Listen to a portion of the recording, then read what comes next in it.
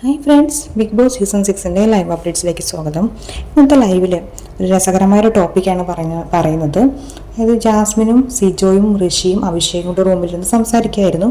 അതിനിടയിൽ അവരെല്ലാവരും എഴുന്നേറ്റ് പോകാൻ പോയപ്പോൾ ജാസ്മിൻ പറയുന്നു, നിങ്ങൾ ആരും പോലെ എന്നെ ഞാൻ ഒറ്റയ്ക്കായി പോകും, എനിക്ക് ആരുമില്ല, കമ്പനിക്ക് നിങ്ങൾ പോകരുത്, അല്ലെങ്കിൽ നിങ്ങൾ ആരും തന്നെ പോക്കറ്റിട്ട് കൊണ്ട് നടക്ക്, എനിക്കിവിടെ ഒറ്റയ്ക്കിരിക്കാൻ വയ്യ എന്നൊക്കെ ഇങ്ങനെ ജാസ്മിൻ കുറേ ഡയലോഗ് അടിക്കുമ്പോൾ അവർ പറയുന്നുണ്ട്, നീ അതിന് ഒറ്റയ്ക്കല്ലല്ലോ, ഋഷി ഉണ്ടല്ലോ നിനക്ക് കമ്പനിക്ക് എന്ന് പറഞ്ഞുകൊണ്ട് അവരെല്ലാവരും ഇറങ്ങി പോവുകയാണ്. അപ്പോൾ ഋഷിയോട് ജാസ്മിൻ പറയുകയാണ്, എൻ്റെ പിള്ളേരുണ്ടായിരുന്നെങ്കിൽ എനിക്ക് അവസ്ഥ വരില്ലായിരുന്നു, എനിക്ക് കമ്പനിക്ക് ആൾക്കാരുണ്ടായിരുന്നേ എന്നൊക്കെ പറയുമ്പോൾ ഋഷി ഇങ്ങനെ ചോദിക്കേണ്ട, ആരാണ് നിൻ്റെ പിള്ളേർ എന്ന് ചോദിക്കുമ്പോൾ ഗബ്രിയും റസ്മിനും എന്ന് പറയുന്നു. നമുക്കറിയാം ഒരു തിക് ഫ്രണ്ട്സ് ആയിരുന്നു, ക്ലോസ് ഫ്രണ്ട്സ് ആയിരുന്നു. അപ്പോൾ ആ ഒരു കാര്യമാണ് ജാസ്മിൻ പറയുന്നത്. അപ്പോൾ ഋഷി പറയുന്നുണ്ട്, എനിക്ക് പിള്ളേരൊന്നും വേണ്ട, എനിക്ക് ഒരാളായാലും മതിയായിരുന്നു എന്ന് പറയുന്നത്. അതായത് അൻസിബയെ കുറിച്ചാണ്. കാരണം ഋഷി അൻസിബ നല്ല ഫ്രണ്ട്സ് ആയിരുന്നു.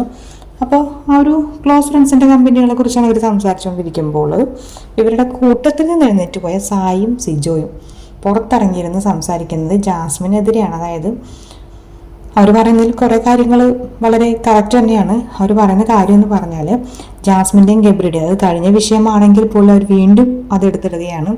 ജാസ്മിനും ഗബ്രിയും എന്തൊക്കെയാണ് ഇവിടെ കഴിച്ചു കൂട്ടിയത്, അതെല്ലാം എത്രമാത്രം നെഗറ്റീവാണ് അവർ കാണിച്ചത്.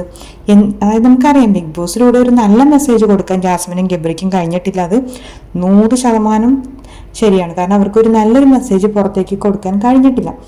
അപ്പോൾ ഇവർ പറയുന്നത്, അതായത് സായും സിജോയും പറയുകയാണ്, കുറേ വർഷങ്ങൾ കഴിയുമ്പോഴും നമ്മുടെ മക്കളൊക്കെ ആണെങ്കിലും പറയും നമ്മുടെ അച്ഛൻ അല്ലെങ്കിൽ അമ്മ ബിഗ് ബോസിൽ പോയിട്ടുണ്ടായിരുന്നു എന്നൊക്കെ പറഞ്ഞാൽ അവർക്കൊരു പ്രൗഡായിട്ട് പറയാനില്ല ജാസ്മിൻ്റെയും ഗബ്രിയുടെയും കാര്യത്തിൽ. കാരണം ഇവരുടെ കാണിച്ചു കൂട്ടിയ കാര്യങ്ങളെല്ലാം അത്രമാത്രം നെഗറ്റീവായിരുന്നു, മോശമായിരുന്നു എന്ന് തന്നെ ഉറപ്പിച്ച് പറയുകയാണ്.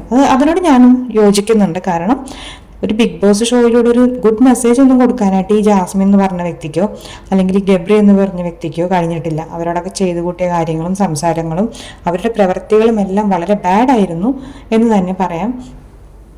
അതുപോലെ തന്നെ ഇവർ പറയുന്ന കാര്യം, അപ്പോൾ നമ്മുടെ വീട്ടുകാരല്ലെങ്കിൽ നമ്മുടെ മക്കളാണെങ്കിലും കുറേ കഴിയുമ്പോൾ ഇതെടുത്ത് നോക്കുമ്പോൾ ഒക്കെ അവർക്കതൊരു ബുദ്ധിമുട്ടായിരിക്കില്ലേ, ഇവരതൊക്കെ ഓർക്കാതെ അല്ലേ ഇങ്ങനെയൊക്കെ കാണിച്ചു കൂട്ടിയതെന്നൊക്കെ പറഞ്ഞുകൊണ്ട് വീണ്ടും ഇവരിപ്പോൾ എന്തായാലും തീർച്ചയായിട്ടും ജാസ്മിനെതിരെ കരുക്കൾ നിൽക്കുകയാണ്, ഒരു കണ്ടന്റ് ഉണ്ടാക്കുകയായിട്ടാണ് എനിക്ക് തോന്നുന്നത്. കാരണം ഇതെല്ലാം കഴിഞ്ഞ കാര്യങ്ങളാണ്.